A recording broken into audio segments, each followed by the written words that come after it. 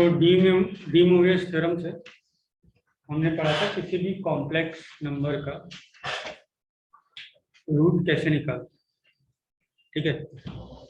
JEE point of view से कुछ roots important है, जैसे क्यूब रूट ऑफ यूनिटी, ठीक है। तो क्यूब रूट ऑफ यूनिटी निकालना इंपॉर्टेंट है। nth रूट ऑफ यूनिटी के बारे में पढ़ेंगे कि इन जनरल x की power n is equal to 1 के क्या रूट्स होंगे। तो पहले क्यूब रूट ऑफ यूनिटी देख लेते हैं। यानी बेसिकली हम देखना चाह रहे हैं x cube is equal to 1 इसके। तो अगर हम ट्रेडिशनल मेथड यानी algebra apart from complex number जो हमने पढ़ा है उससे हम करते, तो हम इसको ऐसे लिखते, फिर इसको फैक्टराइज करते।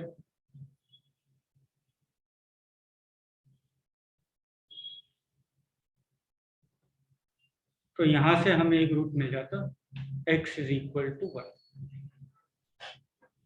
और कोई रूट नहीं मिलता बिकॉज कॉम्प्लेक्स रूट के बारे में हम लोग बोले नहीं पढ़ा था तब तक, है ना। और जितना हमने क्वाड्रेटिक इक्वेशन पढ़ा है, तो this is a quadratic equation whose discriminant is negative, so no real. So how will we find the other two roots? So de Moivre's theorem. तो अगर हम de Moivre's theorem अप्लाई करें तो हम क्या करने वाले थे, x की जगह मैं z लिख रहा हूँ ताकि वो थोड़ा कॉम्प्लेक्स नंबर का फील आता है। इसको हमें सबसे पहले क्या करना है, ट्रिग्नोमेट्रिक फॉर्म में लिखना।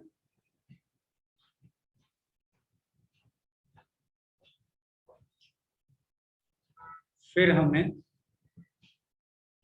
2k पाई ऐड करना है आर्गुमेंट में।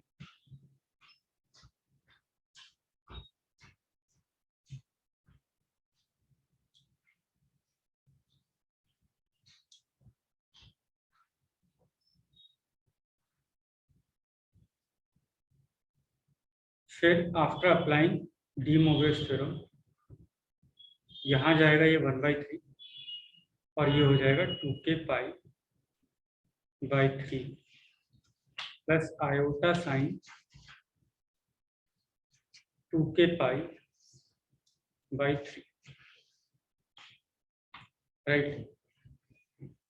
अब k इज इक्वल टू 0 रखेंगे, 1 रखेंगे, 2 रखेंगे, तो हमें रूट्स मिल जाएंगे। 0 रखने पे क्या मिल रहा है, ये पार्ट 0 आ जाएगा, तो हमें रूट मिल रहा है 1 बिकॉज दिस विल बी 1। 1 रखने पे क्या मिल रहा है, cos 2 pi by 3, cos 2 pi by 3 is -1 plus iota sine 2 pi by 3, iota sine 2 pi by 3 is iota root 3 by 2। 2 रखने पे क्या मिल रहा है, तो cos 4 pi by 3 minus half iota sine 4 pi by 3, ठीक है। इसको दूसरे तरीके से भी हम लिख सकते थे।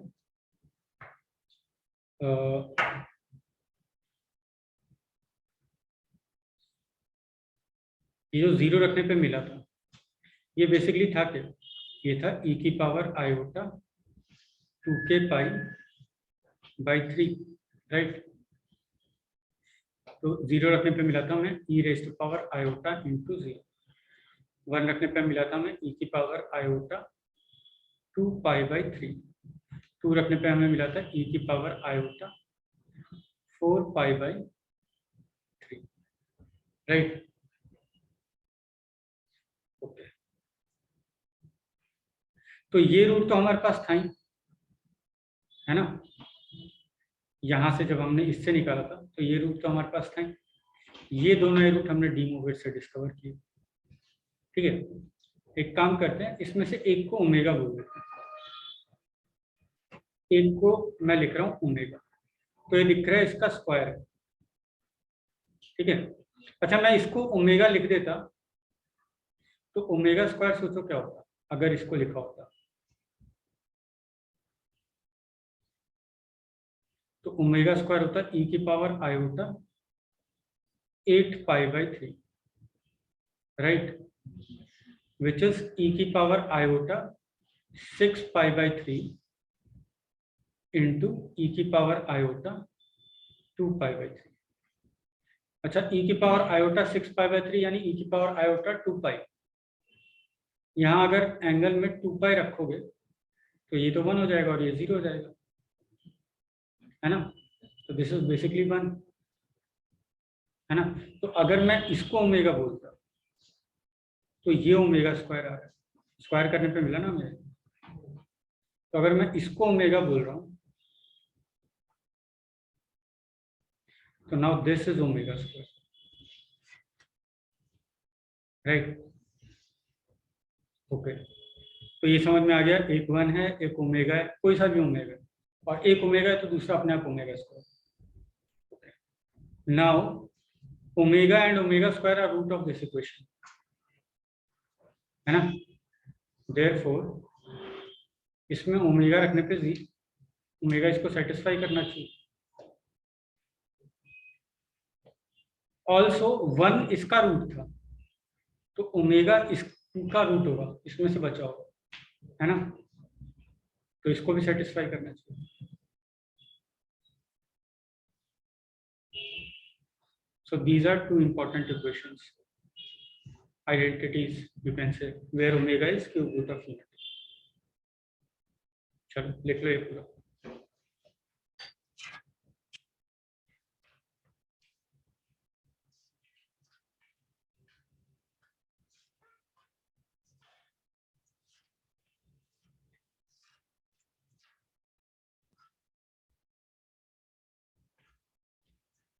चलो इन रूट्स को मैं एक काम करता हूँ, कॉम्प्लेक्स प्लेन में ड्रॉ करता हूँ।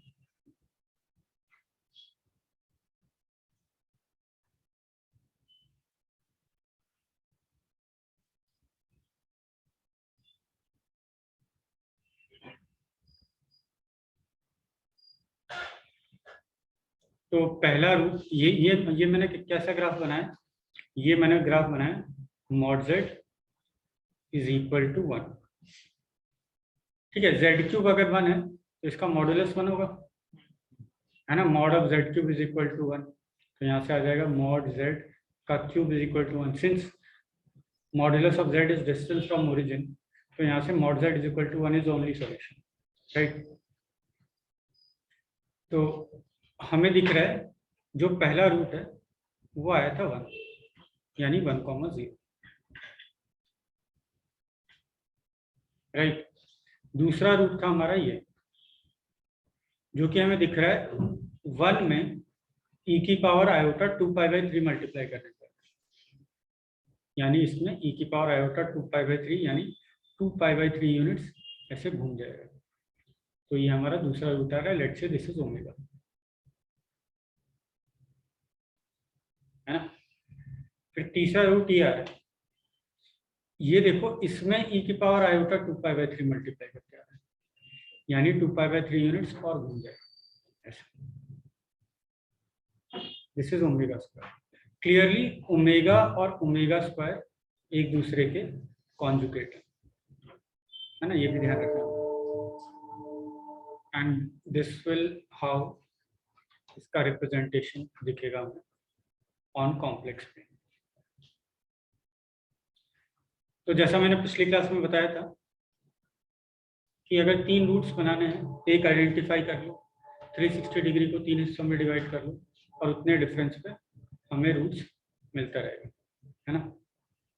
इसका एक एनिमेशन भी दिखा देता हूँ मैं तुम्हें।